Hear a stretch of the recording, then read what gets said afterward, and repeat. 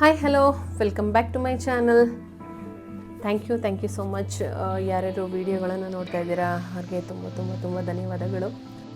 ನಾವು ಹೊನ್ನಾವರದಲ್ಲಿ Sharavati back water ಏನಿದೆ ಅದ್ರ ಪಕ್ಕದಲ್ಲೇ ನಾವು ಸ್ಟೇ ಮಾಡಿದ್ವಿ. ಅದು ಕೋಸ್ಟಲ್ ಬ್ರೀಸ್ ಹೋಮ್ ಸ್ಟೇ ಅಂತ ಹೇಳಿಬಿಟ್ಟು ಅದು ತುಂಬ ಅಂತಂದರೆ ಅದು ಶರಾವತಿ ಬ್ಯಾಕ್ ವಾಟರ್ ಏನಿದೆಯಲ್ಲ ಅದು ನಮಗೆ ಹತ್ರದಲ್ಲೇ ಕಾಣಿಸುತ್ತೆ. ಸೊ ನಾವು ಅಲ್ಲಿ ಸ್ಟೇ ಮಾಡಿದ್ವಿ. ಇದು ಬಂದು ನಾವು ಗೋಕರ್ಣದಿಂದ ಬಂದು ನೈಟು ನಾವು ಈ ಒಂದು ಲ್ಯಾವೆಂಡರ್ ಲೈಟ್ ಅಂತ ಇದೆ, ಅಲ್ಲಿ ಸ್ಟೇ ಮಾಡಿದ್ವಿ. ಅಲ್ಲಿಂದ 1 ಅವರ್ ನಮಗೆ ಒಂದು 5 ಕಿಲೋಮೀಟರ್ ಆಗುತ್ತೆ ಅನಿಸುತ್ತೆ. ಮತ್ತು ಅಲ್ಲೊಂದು ಬ್ರಿಡ್ಜ್ ಕೂಡ ಇದೆ. ನಾವು ಫಸ್ಟು ಇಲ್ಲಿ ಸ್ಟೇ ಮಾಡಿದ್ದು. ಇಲ್ಲಿಂದ ಅಂದರೆ ಇವಾಗ ಹೋಟೆಲ್ ಟೈಮಿಂಗ್ಸ್ಗಳು ಏನಿರುತ್ತೆ ರೂಮ್ಸಲ್ಲಿ 12ಗೆ ನಾವು ಚೆಕ್ಔಟ್ ಮಾಡಬೇಕಾಗಿರುತ್ತೆ. ತಿರ್ಗಾ ಮತ್ತೆ ಬೇರೆ ಕಡೆಗೆ ಹೋದಾಗ 1 o'clockಗೆ ನಮಗೆ ಚೆಕ್ ಇನ್ ಕೊಡ್ತಾರೆ. ಸೊ ಅದಕ್ಕೋಸ್ಕರ ನಾವು ಇಲ್ಲಿ 12 o'clockವರೆಗೆ ಇದು 10-11ವರೆಗೆ ನಾವೇನು ಇಲ್ಲಿಂದ ಈ ಒಂದು ಬ್ರಿಡ್ಜನ್ನ ನೋಡಿಕೊಂಡು, ಇದು ಹ್ಯಾಂಗಿಂಗ್ ಬ್ರಿಡ್ಜ್ ಇದೆಯಲ್ಲ ಇಲ್ಲಿಗೆ ಹೋಗಿದ್ದು. ತುಂಬ ಚೆನ್ನಾಗಿದೆ. ಇದು ಶರಾವತಿ ಬ್ಯಾಕ್ ವಾಟ್ರಲ್ಲಿ ಇರ್ತಕ್ಕಂಥ ಇದು ಹ್ಯಾಂಗಿಂಗ್ ಬ್ರಿಡ್ಜ್ ಇದೆಯಲ್ಲ ತುಂಬ ಎಷ್ಟು ಚೆನ್ನಾಗಿದೆ ಅಂತ ಹೇಳಿದ್ರೆ ಅಷ್ಟೇ ಭಯ ಕೂಡ ಆಗುತ್ತೆ. ಇದು ನನಗೆ ಸಿಕ್ಕಾಪಟ್ಟೆ ಭಯ ಆಗ್ತಾಯಿತ್ತು ಇಲ್ಲಿ, ಯಾಕೆಂದರೆ ಸ್ವಲ್ಪ ಅಷ್ಟೊಂದು ಇದಾಗಿರಲಿಲ್ಲ, ಎಲ್ಲ ಫುಲ್ಲು ಶಿಥಿಲವಾಗಿತ್ತು. ಸೊ ಹಾಗಾಗಿ ಸ್ವಲ್ಪ ವೆಹಿಕಲ್ಸೇ ತಿರುಗಾಡುತ್ತಂತೆ. ಆದರೆ ನನಗೆ ಈ ಥರ ಇದ್ದಿದ್ರೆ ನಂಗೆ ಸ್ವಲ್ಪ ಭಯ ಆಗ್ತಾಯಿತ್ತು. ಸೊ ಏನಿಲ್ಲ, ಆರಾಮಾಗಿ ತಿರುಗಾಡ್ಬೋದು. ಬೈಕ್ಗಳೇ ಈ ಒಂದು ಬ್ರಿಡ್ಜ್ ಮೇಲೆ, ಹ್ಯಾಂಗಿಂಗ್ ಬ್ರಿಡ್ಜ್ ಮೇಲೆ ಹೋಗ್ತವೆ, ತಿರುಗಾಡ್ತಾರೆ. ಊರಿನ ಜನ ಇಲ್ಲಿಂದ ಆ ಕಡೆಗೆ ಹೋಗಬೇಕು ಅಂತಂದರೆ ಬೈಕಲ್ಲೇ ಈ ಬ್ರಿಡ್ಜ್ ಮೇಲೆ ನಾವಿದ್ದಾಗಲೇ ಹೋದರು. 2-3 ಬೈಕುಗಳು ಹೋಯಿತು ಇಲ್ಲಿ. ಸೊ ಅವಾಗ ಹೇಳ್ತಾಯಿದ್ರು, ನೀನು ಹೆದರ್ಕೊತಾ ಇದೆಯಾ, ಇಲ್ಲಿ ನೋಡಿದ್ರೆ ಬೈಕೆ ಹೋಗ್ತಾ ಇಲ್ವಾ ಅಷ್ಟೊಂದು ಏನಕ್ಕೆ ಅಂತ. ಸೊ ನಂಗೆ ಸ್ವಲ್ಪ ಭಯ ಇತ್ತು. ಈ ಬ್ರಿಡ್ಜಲ್ಲಿ ನೋಡೋದಕ್ಕೆ ಚೆನ್ನಾಗಿತ್ತು. ನೋಡಿಕೊಂಡು ನಾವು ಇವಾಗ ಏನಿದೆ ಕೋಸ್ಟಲ್ ಬ್ರೀಸ್ ಹೋಮ್ ಸ್ಟೇ ಏನಿತ್ತು ಇಲ್ಲಿಗೆ ನಾವು ಬಂದ್ವಿ.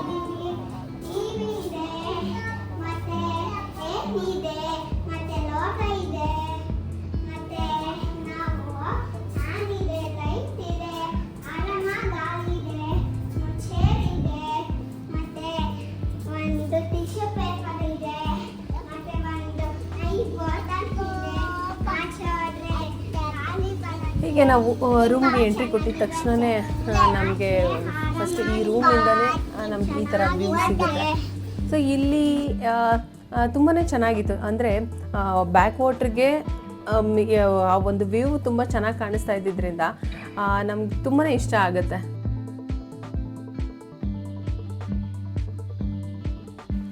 ನನ್ನ ಮಗಳೇ ಈ ರೂಮ್ ಬಗ್ಗೆ ಎಲ್ಲ ಎಕ್ಸ್ಪ್ಲನೇಷನ್ ಕೊಟ್ಬಿಟ್ಲು.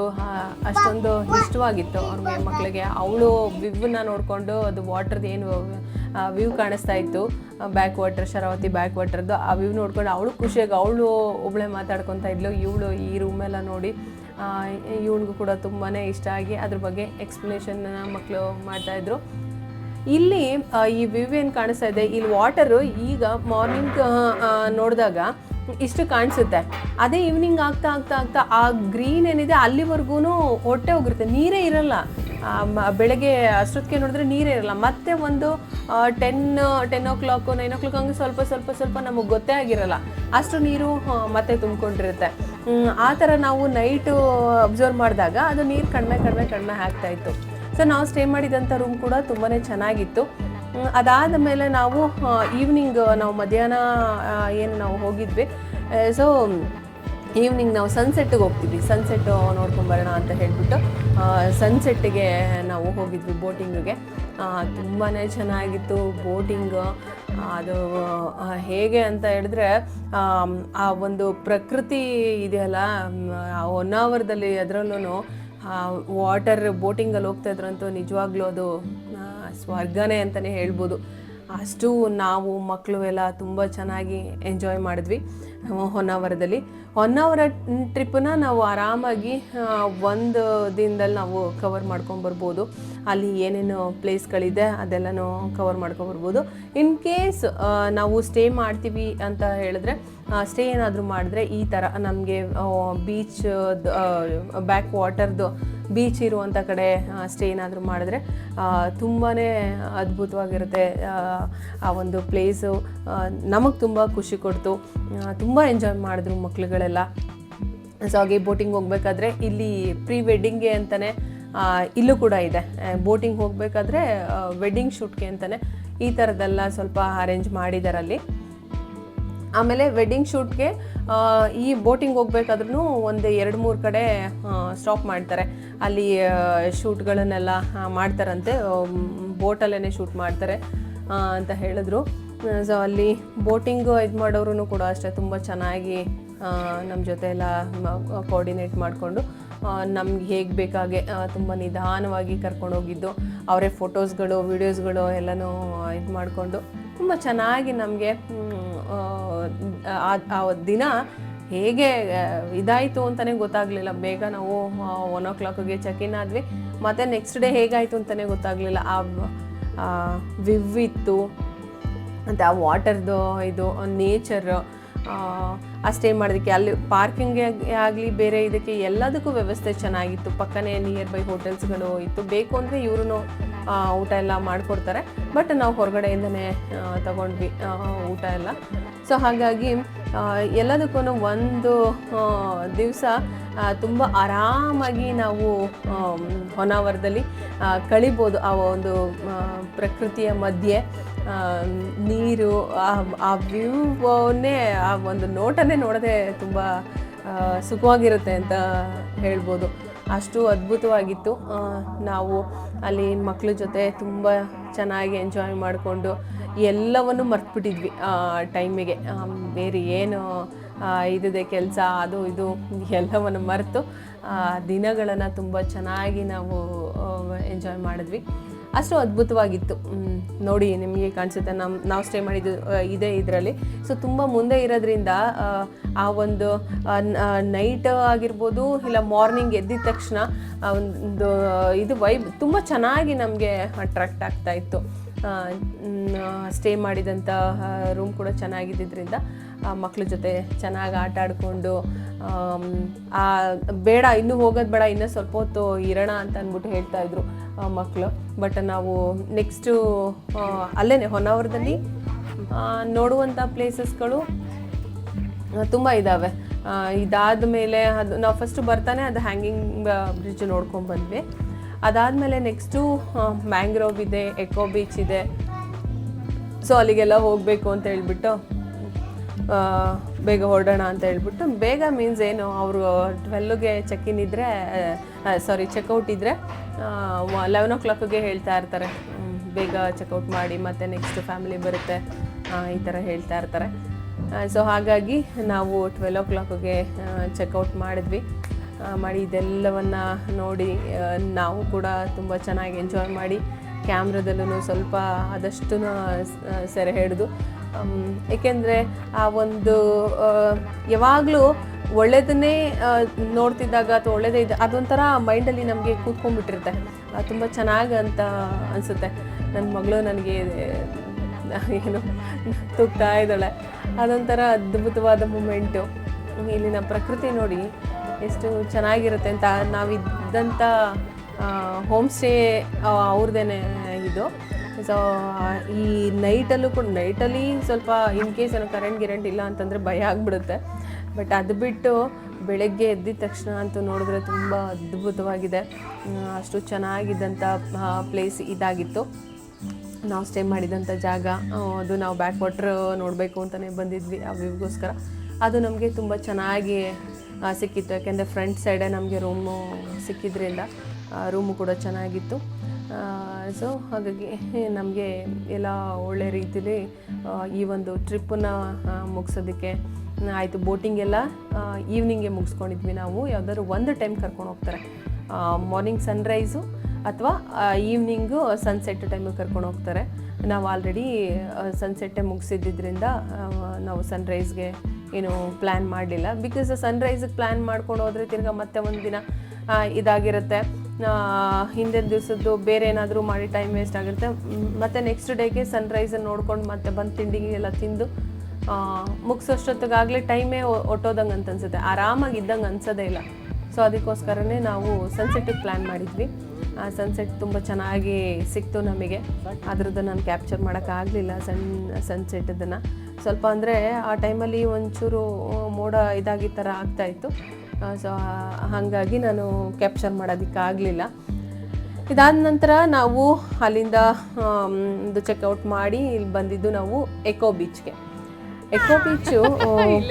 ಎಕೋ ಬೀಚು ಮತ್ತು ಇದಾದ ನಂತರ ಮತ್ತು ಇನ್ನೊಂದು ಬೀಚ್ ಕೂಡ ಸಿಗುತ್ತೆ. ಈ ಎಕೋ ಬೀಚಲ್ಲಿ ನಮಗೆ ಯಾವುದು ಫೋಟೋಶೂಟ್ ಏನು ಅಷ್ಟೊಂದೇನು ಮಾಡ್ತಾ ಇರಲಿಲ್ಲ ಈ ಎಕೋ ಬೀಚ್ ಹತ್ರ. ಬಟ್ ಎಲ್ಲ ನೋಡುವಂಥ ಪ್ಲೇಸಸ್ ಇದಾಗಿತ್ತು. ತುಂಬ ಟೂರಿಸ್ಟ್ ಅವರು ಬಂದಿದ್ದರು ಈ ಒಂದು ಪ್ಲೇಸ್ಗೆ. ಅಂದರೆ ಹೊನ್ನಾವರ ಅಂತ ಬಂದ್ರೇ ಈ ಥರ ಹೊನ್ನಾವರ, ಬ್ಯಾಕ್ ವಾಟರು, ಬೋಟಿಂಗು ಮತ್ತು ಎಕೋ ಬೀಚ್, ಇದೆಲ್ಲ ಬೀಚ್ಗಳು ಒಂದಷ್ಟು ಬೀಚ್ಗಳನ್ನು ಕವರ್ ಮಾಡ್ತಾರೆ. ನಾವು ಹೋಗಿದ್ದಂಥ ಟೈಮಲ್ಲಿ ತುಂಬಾ ಆವಾಗ ಮಳೆ ಸ್ಟಾರ್ಟ್ ಆಗ್ತಾ ಇತ್ತಲ್ಲ. ಸೊ ಆ ಟೈಮಲ್ಲಿ ನೀರೆಲ್ಲ ತುಂಬ ಜಾಸ್ತಿ ಬರ್ತಾಯಿತ್ತು. ಅದಕ್ಕಾಗಿ ಯಾರೂ ಜಾಸ್ತಿ ಸಮುದ್ರಕ್ಕೆ ಇಳಿತಾ ಇರಲಿಲ್ಲ ಈ ಬೀಚ್ ಹತ್ರ. ಸೊ ಇದನ್ನು ಸ್ವಲ್ಪ ಹೊತ್ತು ಹಾಗೇ ನೋಡಿಕೊಂಡು ಈ ಮಕ್ಳುಗಳು ಆಟ ಆಡ್ತೀವಿ ಅಂತ ಹೇಳಿದ್ರು. ಓಕೆ ಆಯಿತು ಅಂತ ಹೇಳ್ಬಿಟ್ಟು ಅಲ್ಲಿ ಸ್ವಲ್ಪ ಹೊತ್ತು ಕೂತೆ ಆಟ ಆಡಿಸ್ಬಿಟ್ಟು ಎಕೋ ಬೀಚಿಂದ ಸ್ವಲ್ಪ ಬೇಗನೆ ಬಿಡ್ತೀವಿ ಎಕೋ ಬೀಚ್ ಹತ್ರ. ಯಾಕೆಂದರೆ ನೆಕ್ಸ್ಟ್ ಇನ್ನೊಂದು ಬೀಚ್ ಸಿಗುತ್ತಲ್ಲ. ಸೊ ಹಾಗಾಗಿ ನೆಕ್ಸ್ಟ್ ಆ ಬೀಚ್ ಹತ್ರ ಹೋಗಬೇಕು ಅಂತ ಹೇಳಿಬಿಟ್ಟು ಎಕೋ ಬೀಚನ್ನು ನಾವು ಬೇಗನೆ ಬಿಡ್ತೀವಿ, ಎಕೋ ಬೀಚನ್ನು ನೋಡಿಕೊಂಡು. ಸೊ ಎಕೋ ಬೀಚ್ ಹತ್ರ ಇವ್ರುಗಳ್ದು ಸ್ವಲ್ಪ ಅಂದರೆ 12 o'clock ಅಷ್ಟೊತ್ತಿಗಾಗಲೇ 12 ಗಂಟೆ 1 ಗಂಟೆ ಆಗಿತ್ತು. ಸೊ ಊಟ ಎಲ್ಲನೂ ಮುಗಿಸ್ಕೊಂಡು ತಿಂಡಿ ತಿಂದ್ಕೊಂಡು ನಾವು ತಿಂಡಿ ಮುಗಿಸಿದ್ವಿ, ಅಲ್ಲಿ ಹೋಟೆಲಲ್ಲೇ ಕೊಟ್ಟಿದ್ದರು. ಸೊ ಊಟಕ್ಕೆ ಮಕ್ಕಳಿಗೆ ಊಟ ಇದು ಮಾಡಿಸ್ಬೇಕಲ್ಲ, ಅವ್ರಿಗೆ ಇಲ್ಲೇ ನಾವು ಊಟ ಎಲ್ಲನೂ ಇದು ಮಾಡಿಸಿ ಇಲ್ಲಿ ಸಿಗುತ್ತೆ ಊಟದ್ದೆಲ್ಲ. ಹಾಗಾಗಿ ಊಟನ ಇಲ್ಲೇ ಮುಗಿಸ್ಕೊಂಡು ನಾವು ನೆಕ್ಸ್ಟು ಇವರಿಬ್ಬರಿಗೆ ಬೀಚು ಮರಳು ಅಂತಂದರೆ ಸಖತ್ ಇಷ್ಟ. ಆಟ ಆಡ್ತಾಯಿದ್ರು. ಬಟ್ ನಮಗೇನೆ ಜಾಸ್ತಿ ಹೊತ್ತು ಇಲ್ಲಿ ಬಿಡಲಿಕ್ಕಾಗಲಿಲ್ಲ. ಸ್ವಲ್ಪ ಬಿಸಿಲು ಕೂಡ ಹಾಗೆ ಇತ್ತು. ಬಿಸಿಲು ಮಳೆ ಎಲ್ಲ ಮಿಕ್ಸ್ಡ್, ಒಂದೇ ಥರ ತುಂಬ ಬಿಸಿಲು ಇರುತ್ತೆ ಅಂತ ನಂಗಿಲ್ಲ, ಇಲ್ಲ ಮಳೆ ಬರುತ್ತೆ ನಂಗಿಲ್ಲ. ಯಾವಾಗ ಬೇಕಾದರೂ ಮಳೆ ಬರ್ತಾಯಿತ್ತು ಮತ್ತು ಬಿಸಿಲು ಬರ್ತಾಯಿತ್ತು ಅದೇ ಥರ. ಸೊ ಹಾಗಾಗಿ ನಾವು ಬೇಗ ಅಲ್ಲಿಂದ ಬಿಟ್ಟು ಮ್ಯಾಂಗ್ರೋವ್ ಬರ್ತೀವಿ. ಮ್ಯಾಂಗ್ರೋವ್ ಇದೆಯಲ್ಲ, ಇದು ನಮಗೆ ಗೊತ್ತೇ ಇರಲಿಲ್ಲ ಈ ಥರ ಇರುತ್ತೆ ಮ್ಯಾಂಗ್ರೋವ್ ಅಂತ ಹೇಳಿದ್ರೆ. ನಾನು ಇದೇ ಫಸ್ಟ್ ಟೈಮ್ ಹೋಗಿದ್ದು. ಸೊ ಮಕ್ಕಳು ಕೂಡ ನೋಡಿ ಅದನ್ನು ತುಂಬ ಖುಷಿಪಟ್ಟರು. ಮ್ಯಾಂಗ್ರೋವು ಅಲ್ಲಿಗೆ ಎಂಟ್ರಿ ಆಗಿದ ತಕ್ಷಣ ಅಲ್ಲೇ ಪಕ್ಕದಲ್ಲೇ ಪಾರ್ಕಿಂಗ್ ಇದೆ. ಪಾರ್ಕಿಂಗ್ ಮಾಡಿ ಸ್ವಲ್ಪ ಎಂಟ್ರಿ ಆಗಿದ ತಕ್ಷಣ ಒಂದು ಇದು ಸಿಗುತ್ತೆ, ಬ್ರಿಡ್ಜ್ ಸಿಗುತ್ತೆ. ಅಲ್ಲಿಂದ ಸ್ವಲ್ಪ ದೂರ ನಡ್ಕೊಂಡು ಹೋಗ್ಬೇಕು ನಾವು. ಇಲ್ಲಿಂದ ವಾಕ್ ಮಾಡ್ಕೊಂಡು ಹೋಗಿ ಆಮೇಲೆ ತುಂಬ ಜನ ಬಂದಿದ್ದರು ಇಲ್ಲಿಗೂ ಕೂಡ. ಅಂದರೆ ಯಾರು ಹೊನ್ನಾವರ ಅಂತ ಪ್ಲ್ಯಾನ್ ಮಾಡ್ತಾರೆ ಅವರೆಲ್ಲ ಇಲ್ಲಿಗೆ ಪ್ಲ್ಯಾನ್ ಮಾಡಿರ್ತಾರೆ. ಸೊ ಹಾಗಾಗಿ ಇಲ್ಲಿಗೆ ಮ್ಯಾಂಗ್ರೋವ್ ಬಂದ್ವಿ. ಮ್ಯಾಂಗ್ರೋವ್ ಎಲ್ಲ ನೋಡಿಕೊಂಡು ಏನೋ ಒಂಥರ ಡಿಫ್ರೆಂಟಾಗಿ, ಒಂಥರ ಅದ್ಭುತವಾಗಿ ತುಂಬ ಚೆನ್ನಾಗಿ ಅಂತ ಅನ್ನಿಸ್ತು. ಅಲ್ಲಿ ವಾಕಿಂಗ್ ಬ್ರಿಡ್ಜ್ ಮಾಡಿದ್ದಾರೆ. ಅಲ್ಲಿ ವಾಕಿಂಗ್ ಮಾಡಿಕೊಂಡು ಅದೆಲ್ಲ ಚೆನ್ನಾಗಿ ನೋಡಿಕೊಂಡು ಮ್ಯಾಂಗ್ರೋವ್ ಅಂತ ಅದು ಡಿಫ್ರೆಂಟಾಗಿದ್ದರಿಂದ ಏನೋ ಒಂಥರ ಖುಷಿ ಅಂತ ಅನ್ನಿಸ್ತು ನಮಗೆ. ತುಂಬ ಇಷ್ಟ ಆಯಿತು ಮ್ಯಾಂಗ್ರೋವ್ ಕೂಡ. ತುಂಬ ಹೊತ್ತು ಇಲ್ಲಿದ್ವಿ, ಅಂದರೆ ವಾಕ್ ಮಾಡಬೇಕಲ್ಲ, ಮಕ್ಕಳು ಕರ್ಕೊಂಡು ಸುತ್ತ ಎಲ್ಲ ವಾಕ್ ಮಾಡಿಸಿ ತಿರ್ಗಾ ಅಲ್ಲಿಂದ ಇಲ್ಲಿಗೆ ಬರಬೇಕಾದ್ರೆ ಸ್ವಲ್ಪ ದೂರ ನಡೆದಿರ್ತೀವಿ. ಅದು ಇದು ಎಲ್ಲ ಇದಾಗಿ ಇಲ್ಲಿ ಸ್ವಲ್ಪ ಟೈಮು ಆಯಿತು ನಮಗೆ ಮ್ಯಾಂಗ್ರೋವಲ್ಲಿ. ನೋಡಿ ಹೆಂಗೆ ಆಡ್ತಿದ್ದಾರೆ, ಇವ್ರನ್ನ ಹಿಡಿಯೋದೇ ಆಗಿಬಿಡುತ್ತೆ ನಮಗೆ. ಅವಳು ಕೆಳಗಡೆಗೆ ಹಿಡಿಯಲ್ಲ, ಇವಳು ಕೈಗೆ ಸಿಗಲ್ಲ, ಆ ಥರ ನಮಗೆ. ಅವಳಂತೂ ಎಲ್ಲೋದ್ರೂ ಅಷ್ಟೇ ಅವ್ರ ಅಪ್ಪನ ಎತ್ಕೊಂಡಂಗೆ ಅವಳು. ಇಳಿಯಪ್ಪ ಸ್ವಲ್ಪ ದೂರ ನಡಿಯಪ್ಪ ಅಂತಂದ್ರೂ ನಡೀತಾ ಇರಲಿಲ್ಲ. ಸೊ ಇದಾಯಿತು. ನೆಕ್ಸ್ಟು ಇಲ್ಲಿಂದ ನಾವು ಮ್ಯಾಂಗ್ರೋವ್ ಮುಗಿಸಿದ್ವಿ. ಮ್ಯಾಂಗ್ರೋವ್ ನೋಡಿಕೊಂಡು ಅಷ್ಟೊತ್ತಾಗಲೇ ಒಂದು 2-3 ಆಗಿತ್ತು ಅಂತ ಅನ್ಕೋತೀನಿ. 2 ಗಂಟೆ 3 ಗಂಟೆ ಆಗಿತ್ತು. ಸೊ ಅಷ್ಟೊತ್ತಿಗೆ ನಾವು ಮತ್ತೆ ಇನ್ನೊಂದು ಬೀಚ್ ಸಿಗುತ್ತೆ, ಇಲ್ಲಿಗೆ ಬಂದ್ವಿ. ಈ ಬೀಚು ಹೆಂಗೆ ಉಕ್ಕುತ್ತಾ ಇದೆ ಅಂತ ಹೇಳಿದ್ರೆ ಯಪ್ಪ ಒಂಥರ ಭಯನೇ ಆಗುತ್ತೆ ಈ ಬೀಚ್ ಹತ್ರ. ಇಲ್ಲೇ ನೋಡಿ ತುಂಬ ಪ್ರೀ ವೆಡ್ಡಿಂಗ್ ಶೂಟ್ಸ್ಗಳೆಲ್ಲ ತುಂಬ ನಡೆಯುತ್ತೆ. ತುಂಬ ಅಂತಂದರೆ ತುಂಬ. ಅದಕ್ಕೆ ಅಂತಲೇ ಅವರು ಏನೋ 1000 ರುಪೀಸೋ ಅಥವಾ ಏನೋ 3000 ಏನೋ ಇದೆ ಸಮಥಿಂಗು, ಏನೋ ನೋಡ್ದಂಗೆ ಆಯಿತು. ಅಷ್ಟು ಕನ್ಫರ್ಮ್ ಆಗಿ ನನಗೆ ಗೊತ್ತಿಲ್ಲ. ಬಟ್ ಇಲ್ಲಂತೂ ವೆಡ್ಡಿಂಗ್ ಶೂಟ್ ಅಂತೂ, ಪ್ರೀ ವೆಡ್ಡಿಂಗ್ ಶೂಟ್ಸ್ ಅಂತೂ ತುಂಬ ಅಂತಂದರೆ ತುಂಬಾ ನಡೆಯುತ್ತೆ. ಇಲ್ಲಿ ಎಲ್ಲ ಎಷ್ಟು ಚೆನ್ನಾಗಿ ಅರೇಂಜ್ ಮಾಡಿದರು ವೆಡ್ಡಿಂಗ್ ಶೂಟ್ಗೆ ಅಂತಲೇ. ಸೊ ಅದನ್ನು ನೋಡಿಕೊಂಡು ಮತ್ತೆ ನಾವು ಅಪ್ಸರಕೊಂಡಾಗಿ ಬರ್ತೀವಿ. ಅಪ್ಸರಕೊಂಡ ನಾವು ಇದು ನೋಡಿ, ಅಲ್ಲಿ ಕಡಲಧಾಮ ಅಂತ ಹಾಕಿದ್ದಾರೆ. ಅಷ್ಟೊತ್ತಾಗಲೇ ಮತ್ತೆ ಮಳೆ ಕೂಡ ಸ್ಟಾರ್ಟ್ ಆಯಿತು ನಮಗೆ. ಅಪ್ಸರಕೊಂಡ ಸ್ವಲ್ಪ ಅಲ್ಲಿಂದ ಹತ್ತತ್ರನೇ ಇದೆ, ಒಂದು 5 ಕಿಲೋಮೀಟ್ರ್ 7 ಕಿಲೋಮೀಟ್ರು ಈ ಥರ ಹತ್ತತ್ರನೇ ಇದೆ. ಇಲ್ಲಿ ನಮಗೆ ಈ ರೋಡಲ್ಲಿ ಸ್ವಲ್ಪ ಕನ್ಫ್ಯೂಸ್ ಆಯಿತು. ಅದಕ್ಕೆ ಸ್ವಲ್ಪ ನಿಲ್ಲಿಸಿದ್ದು ಅಲ್ಲೇ, ಯಾರು ನೆಕ್ಸ್ಟ್ ಬರ್ತಾರೆ ಅವರು ಕಾರಿಂದಗಡೆ ಕೇಳ್ಕೊಂಡು ಹೋಗೋಣ ಅಂತ ಹೇಳಿಬಿಟ್ಟು ಅಲ್ಲಿ ನಿಲ್ಲಿಸ್ಬಿಟ್ಟು ಸ್ವಲ್ಪ ಎಲ್ಲರೂ ಕಾರಲ್ಲೇ ಬಂದಿರೋರು ಜಾಸ್ತಿ ಇದ್ದರು, ಇಲ್ಲ ಅಕ್ಕಪಕ್ಕ ಊರವ್ರುಗಳು ಈ ಥರದವ್ರು ಇದ್ದರು. ಟೂರಿಸ್ಟ್ ಪ್ಲೇಸ್ ಅಲ್ವಾ, ಸೊ ಹಾಗಾಗಿ ಇದು ಅಪ್ಸರಕೊಂಡ ಮಳೆ ಬರ್ತಾಯಿದ್ರಿಂದ ಸ್ವಲ್ಪ ಒಂಥರ ಮಣ್ಣೆಲ್ಲ ಅಂಟ್ಕೊಂಡು ಕಾಲಿಗೆ ಒಂಥರ ಇದಾಗ್ತಾಯಿತ್ತು. ಅದು ಬಿಟ್ಟರೆ ಅಪ್ಸರಕೊಂಡ ತುಂಬ ಚೆನ್ನಾಗಿದೆ. ಎಷ್ಟೊಂದು ಜನ ಅಲ್ಲಿ ಸ್ವಿಮ್ ಮಾಡ್ತಾಯಿದ್ರು, ನೀರ್ಗಿಳ್ದು ಆಟ ಆಡ್ತಾಯಿದ್ರು. ಅದು ಒಂದು ಜರಿ ಥರ ಬರುತ್ತಲ್ಲ, ಅದ್ರ ಹತ್ರ ನಿಂತ್ಕೊಂಡೆಲ್ಲ ಆಟ ಆಡ್ತಾಯಿದ್ರು ಅಪ್ಸರಕೊಂಡದಲ್ಲಿ. ಇದಾದ ಮೇಲೆ ನಾವು ಮೇಲ್ಗಡೆನೂ ಕೂಡ ಪ್ಲೇಸ್ ಇದೆ. ಇಲ್ಲಿ ನಿಂತ್ಕೊಂಡು ನೋಡಿದ್ರೆ ನಾವು ಕೆಳಗಡೆ ಯಾವುದು ಬೀಚನ್ನು ನೋಡಿದ್ವಿ, ವೆಡ್ಡಿಂಗ್ ಶೂಟ್ಗೆ ಅಂತ ಇದು ಮಾಡಿರ್ತಾರಲ್ಲ, ಆ ಬೀಚೆಲ್ಲ ಅಲ್ಲಿ ಕಾಣಿಸ್ತಿದೆಯಲ್ಲ, ಇದು ಬೀಚು. ಈ ಬೀಚೆಲ್ಲ ತುಂಬ ಚೆನ್ನಾಗಿ ಕಾಣಿಸುತ್ತೆ. ಮಳೆ ಬೇರೆ ಬರ್ತಾ ಇದೆ ಆ ಟೈಮ್ಗೆ, ತುಂಬ ಅಂತಂದರೆ ಸಕ್ಕದಾಗಿ ಕಾಣಿಸುತ್ತೆ. ಅಲ್ಲಿ ನಿಂತ್ಕೊಂಡು ಅದನ್ನು ಎಕ್ಸ್ಪೀರಿಯೆನ್ಸ್ ಮಾಡಬೇಕು, ಸೂಪರಾಗಿ ಕಾಣಿಸುತ್ತೆ. ಅದರಿಂದ ಸ್ವಲ್ಪ ಅಪ್ಸರಕೊಂಡದಿಂದ ಒಂದು ಸ್ವಲ್ಪ ಮೇಲ್ಗಡೆಗೆ ವಾಕ್ ಮಾಡ್ಕೊಂಡು ನಡ್ಕೊಂಬರ್ಬೇಕು. ಇದು ಮರೀನಾ ಪಾರ್ಕ್ ಅಂತ, ಫುಲ್ಲು ಪಾರ್ಕ್ ಥರನೇ ಮಾಡಿದ್ದಾರೆ. ಅದ್ರ ಮೇಲ್ಗಡೆ ನಿಂತ್ಕೊಂಡು ನೋಡಿದ್ರೆ ವ್ಯೂ ಪಾಯಿಂಟ್ಸ್ ಎಲ್ಲ ಕಾಣಿಸುತ್ತೆ. ಇದು ವ್ಯೂ ಪಾಯಿಂಟು. ಇಲ್ಲಿಂದ ಸ್ವಲ್ಪ ಮುಂದಕ್ಕೆ ಹೋಗಬೇಕು. ಅಲ್ಲಿ ಕೂತ್ಕೊಂಡು ನೋಡಿದ್ರೆ ತುಂಬ ಚೆನ್ನಾಗಿ ವ್ಯೂಸ್ ಎಲ್ಲ ಕಾಣಿಸುತ್ತೆ. ಇಲ್ಲಿಂದ ಮೇಲ್ಗಡೆಗೆ ಹೋದರೆ ಇದು ಮರೀನಾ ಪಾರ್ಕು. ಇಲ್ಲಿ ನಾವು ಸ್ವಲ್ಪ ಹೊತ್ತು ಮಕ್ಳ ಜೊತೆಲಿ ಆಟ ಆಡ್ಕೊಂಡು ಅವ್ರಿಗೆ ಫೋಟೋ ವೀಡಿಯೋಸ್ ಎಲ್ಲ ಮಾಡ್ಕೊಂಡು ಇದ್ರ ಹಿಂದೆಗಡೆ ನೋಡಿ ಕಾಣಿಸೋದು ಬೀಚನೇ. ಅದು ತುಂಬ ಚೆನ್ನಾಗಿದೆ. ಎಷ್ಟು ಅಂತ ಹೇಳಿದ್ರೆ ಅದು ತುಂಬ ಚೆನ್ನಾಗಿದೆ. ಪ್ರಕೃತಿನೇ ಹಾಗೆ. ನಾವು ಎಷ್ಟೊಂದು ಕಡೆ ಹೋಗಿದ್ದೀವಿ, ಎಷ್ಟೊಂದು ಈ ಒಂದು ನೇಚರ್ನ ನೋಡಿದ್ದೀವಲ್ಲ, ಅದು ಎಷ್ಟೊತ್ತಿದ್ರೂ ಪ್ರಕೃತಿ ಆ ತಂಗಾಳಿ ಮತ್ತು ಆ ಒಂದು ಪೇಷನ್ಸ್ ಸಿಗುತ್ತೆ ನಮಗಲ್ಲಿ. ಕಾಮ ಕುತ್ಕೋಬೋದು ಎಲ್ಲ ಕಡೆ ಹಾಗೇನೆ. ಅದರಲ್ಲೂ ಈ ಥರ ವ್ಯೂಗಳು ಸಿಕ್ಕಿದ್ರಂತೂ ಅದು ಕತೆ ಅಷ್ಟೇ. ಅಲ್ಲೇ ಕುತ್ಕೋಬೇಕು ಅಂತ ಅನಿಸ್ತಾ ಇರುತ್ತೆ ನನಗೆ ಯಾವಾಗ್ಲೂ.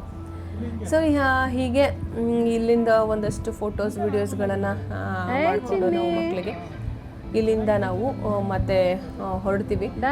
ಇಲ್ಲಿಂದ ಹೊರಟು ನಾವು ಮರವಂತೆ ಬೀಚು ಅಕ್ಕಪಕ್ಕ ಏನಿದೆ ಅದನ್ನೆಲ್ಲ ಕವರ್ ಮಾಡಿಕೊಂಡು ನಾವು ಈ ಬೀಚ್ ನೋಡಿ. ಮತ್ತು ಇದರಿಂದ ಮೇಲ್ಗಡೆಗೆ ಹೋದ್ರೂ ಅಲ್ಲಿ ಒಂದು ತುಂಬ ದೂರ ಪೀಕಾಗಿ ನಡಿಬೇಕು, ಒಂದು ಸ್ವಲ್ಪ ದೂರ ನಡಿಬೇಕು.